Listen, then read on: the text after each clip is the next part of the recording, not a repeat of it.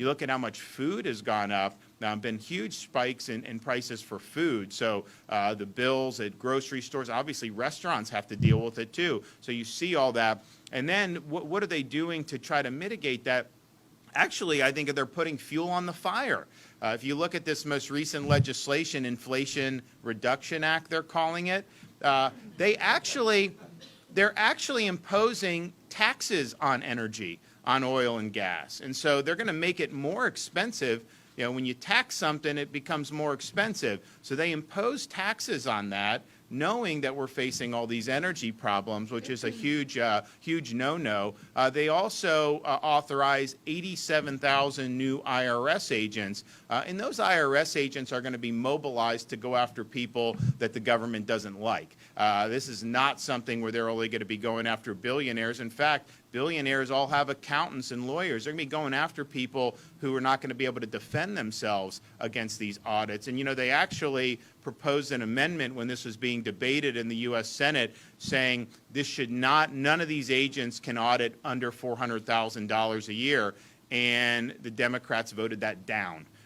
They did not want to protect Americans that are making under $400,000. So your question is why would they not have wanted to do that? Because they want this to be something that is going after sole proprietors and handymen and people that own restaurants or people that drive an Uber. And so it's going to be those folks that are going to be least able to withstand an audit that they're going to go after, because that's really the low-hanging fruit. If you go after that, you're going to be able to probably scrounge a lot of stuff. So that's not a good thing for an economy to be unleashing the IRS. And it's also the case that the tax code isn't even, it's incomprehensible. So if they go after you, a lot of times they're going to be able to find something, especially if you don't have an accountant or you don't have lawyers. So I thought it was really, really reprehensible that they'd be mobilizing 87,000 IRS agents. And I think every member of Congress that voted for that bill should be required to be audited every year by the IRS.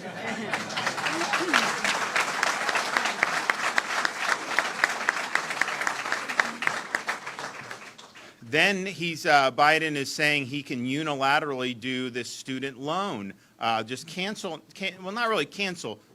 Taxpayers will pick up the tab, you know, for student loans. And first of all, you can't do that unilaterally by executive action. He does not have the authority to do that. This is something that a lot of people have said, even Pelosi said couldn't be done.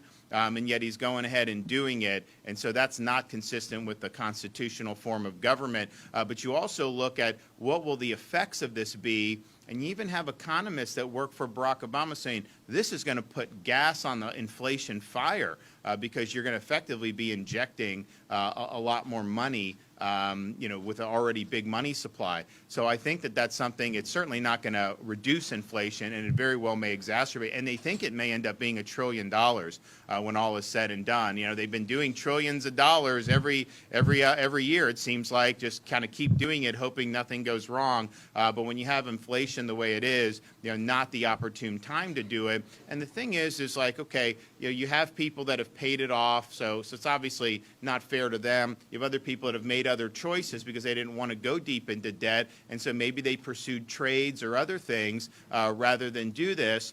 So that now they're going to be foot with the bill. But it's also the fact that, you know, the colleges have and universities have benefited from all this debt. They raise tuition. They expand their administrative, massive bloat in the bureaucracies in a lot of these universities. And like a lot of them have these big endowments. Why aren't they paying for the loans? They should be responsible for the loans because it was their recklessness. It wasn't the American taxpayer that was reckless about it. And so what Biden's doing, he doesn't have the authority to do it.